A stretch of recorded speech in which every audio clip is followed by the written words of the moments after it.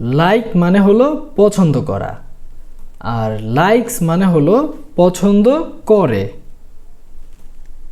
হি likes mango very much. সে আম খুব পছন্দ করে। He likes mango very much. এই বাক্যটিতে আমরা যে সাবজেক্ট ব্যবহার করেছি সেই সাবজেক্টটি হলো he, which is third person singular number. তাই তারপরে যে ভার্বটি ব্যবহার করা হয়েছে লাইক, সেই ভার্বটির সাথে অ্যাস যুক্ত করা হয়েছে।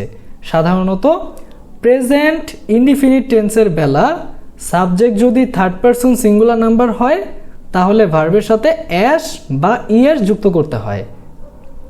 আর কিছু third person singular number subject হচ্ছে হি, শি অথবা কোনো একজন মানুষের নাম এবং ইট। তাছাড়া এভরিওয়ান, যার বাংলা অর্থ হলো প্রত্যেকে বা সবাই।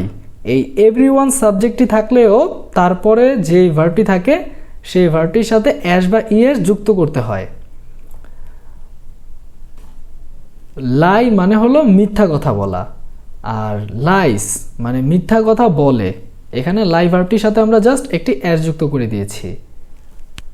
Rafsan lies a lot.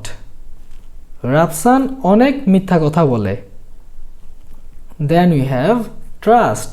Trust মানে হলো বিশ্বাস করা, তাহলে এখানে অ্যাস যুক্ত করলে হয় ট্রাস্টস মানে বিশ্বাস করে। Everyone trust me a lot. Dear learners, এখানে সাবজেক্ট হিসেবে এভরিওয়ান ব্যবহার করা হয়েছে, তাই এভরিওয়ানের পরে যে ভার্বটি রয়েছে ট্রাস্ট তার সাথে অ্যাস যুক্ত করতে হয়েছে। এভরিওয়ান ট্রাস্ট মি এ লট। সবাই আমাকে অনেক বিশ্বাস করে।